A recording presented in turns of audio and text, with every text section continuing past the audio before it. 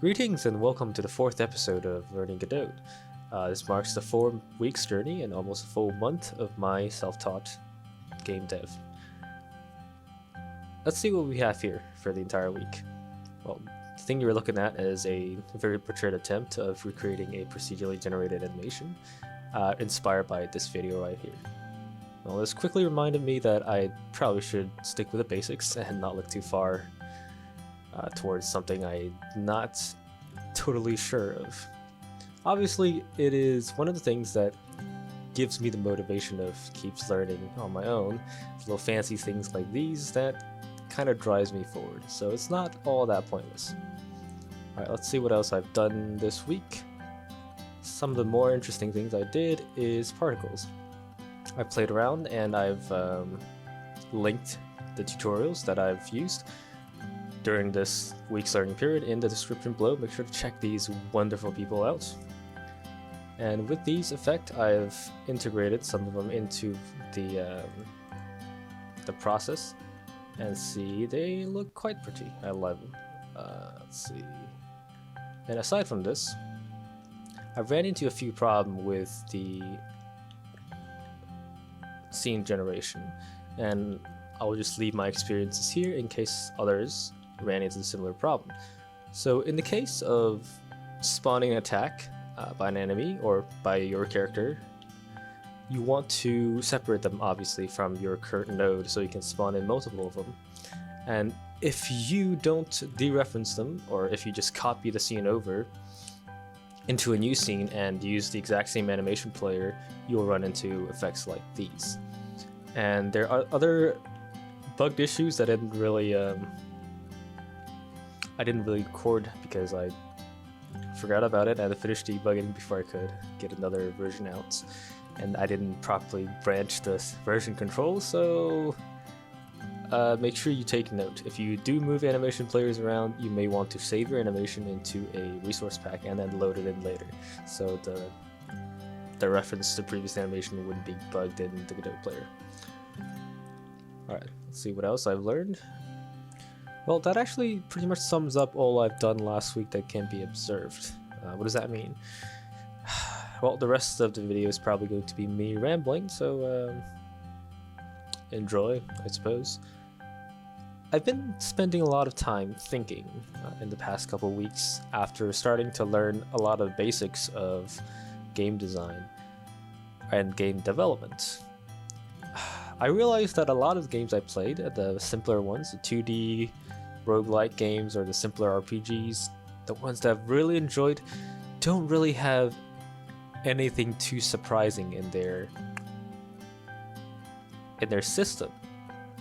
Does that make any sense? The scripting or the game development knowledge required to recreate these things are quite basic. Most of the things I can actually imagine how to create, and some of them, by looking into their game files, are very, very simple, which is honestly kind of how I understood how modding works. A lot of those passionate people figure out how to do these things and create their own mods. But put that aside, right? A majority of the game is not actually the game mechanics or the game or the scripting part of the game, right? After you've created the structure, the skeleton of the game, it's a lot more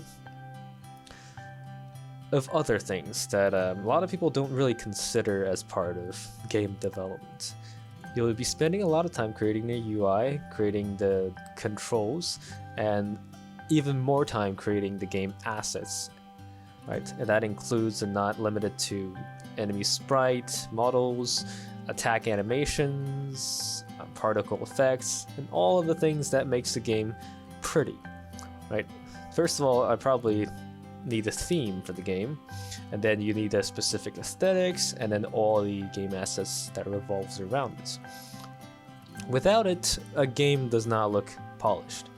And even after you've done all that, you will have to properly adjust all of the details to make a player feel good about playing your game, right? That could include environmental interactions, that could include the right time to insert an audio, insert a particle effect, and how the environment or other objects reflects or reacts to your input, and creating that nice type of feedback for your game.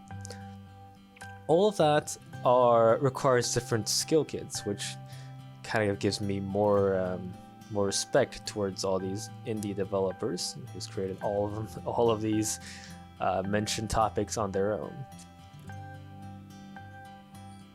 So what exactly am I getting to? What's the point I'm saying all of these? There isn't one, actually. I myself is only a beginner and not nearly qualified to give out advices to other people. All I'm saying is that I am enjoying the process, and starting the process of learning Godot has already made me new friends and grew me new social circles, and I've already enjoyed the process, enjoyed the time that I've spent in learning new things. And I think that alone is quite invaluable.